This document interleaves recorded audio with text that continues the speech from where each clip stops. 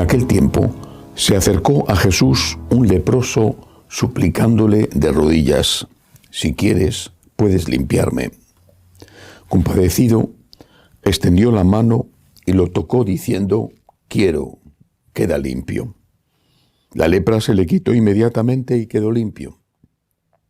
Él lo despidió, encargándole severamente: «No se lo digas a nadie, pero para que conste, ve a presentarte al sacerdote y ofrece por tu purificación lo que mandó Moisés, para que les sirva de testimonio».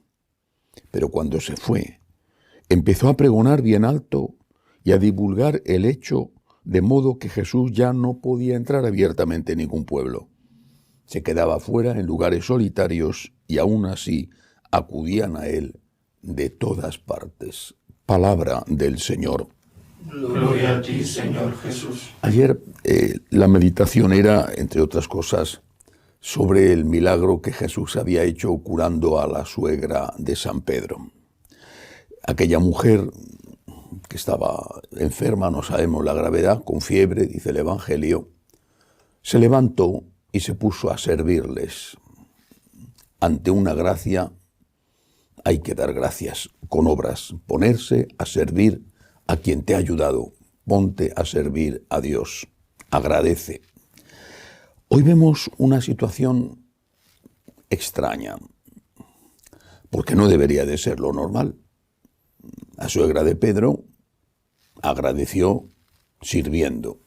En cambio, hoy vemos a un leproso curado. Este hombre debía de tener fe. Le dijo: «Si quieres, puedes limpiarme», y tenía humildad, no lo exigió, lo pidió con humildad: «Si quieres, si tú quieres, si es tu voluntad». Bueno, estaba el hombre, es de suponer, es lógico, muy contento. Después de curarse, por fin podía volver a la vida normal. Tenía que presentarse a los sacerdotes porque si no, no tendría el certificado de curación. Así era entonces.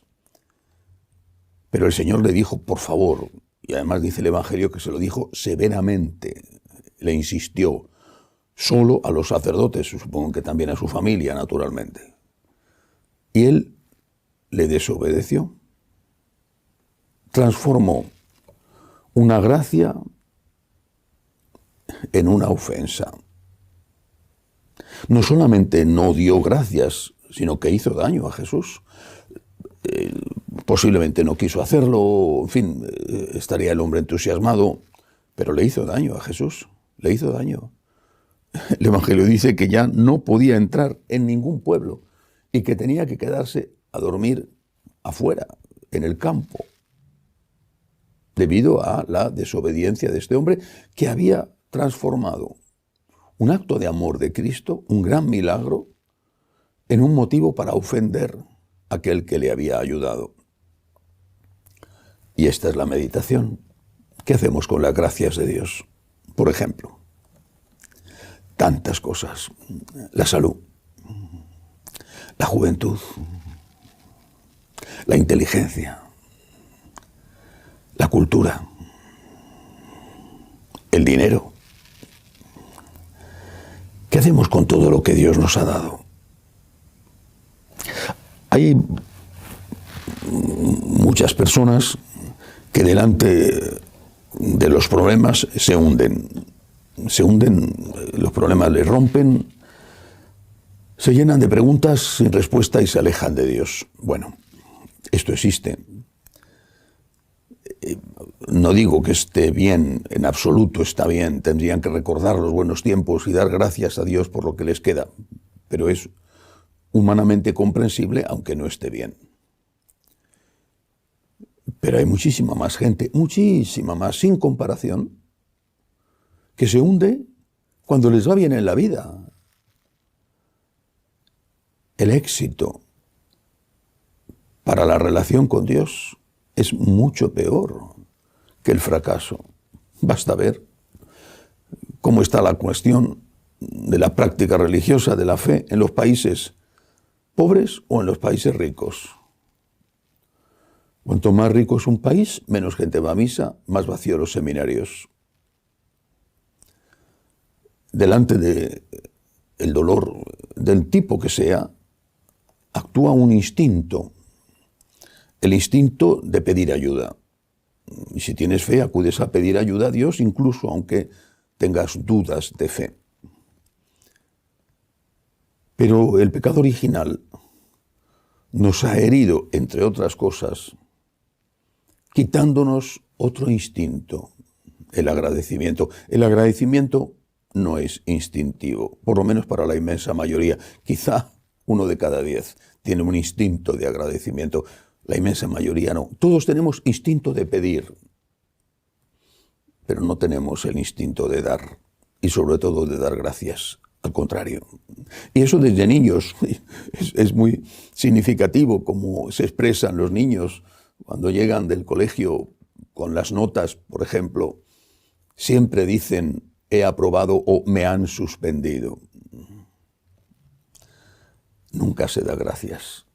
Es muy raro encontrar una persona que dé gracias. Es muy raro, muy raro. Lo normal es pedir, olvidar e incluso transformar el don recibido en un motivo para hacer daño al que te lo ha dado. Tienes salud, pero si mañana puedes perderla. Tienes dinero, tanto que crees que no lo vas a perder y que no vas a morir. Por eso la lección de este leproso ingrato, repito, estaba seguramente lleno de entusiasmo y en fin, quiero pensar que no deseaba ofender a Jesús. Pero la lección es esta. ¿Qué estás haciendo con los regalos de Dios, con los dones de Dios? ¿Los estás poniendo al servicio de Dios o están sirviendo para alejarte de Dios? La generación de mis padres vivió la guerra civil en España. Tuvo hijos, muchos hijos. Mi generación aprendió de sus padres muchas cosas, por ejemplo, a trabajar, pero ya tuvo pocos hijos. La siguiente generación vive mucho más confortablemente, sin comparación, que la generación de mis padres, y ya no tienen hijos. ¿Para qué te sirve el dinero? ¿Para qué? ¿Para gastar más? ¿Para eso es para lo que lo quieres?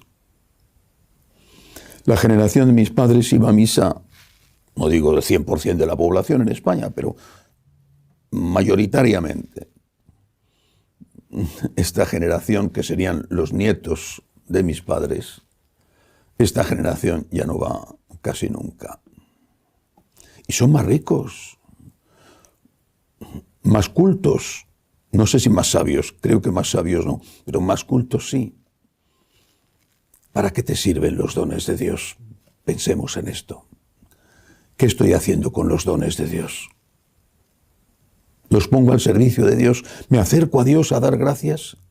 ¿O por el contrario, sirven para alejarme de Dios? Si es así, no estaré diciéndole al Señor, castígame, porque la única forma de estar cerca de ti es que me vayan mal las cosas. Demos gracias a Dios por lo que nos ha dado. Pongámoslo a su servicio antes de que sea tarde. Que así sea.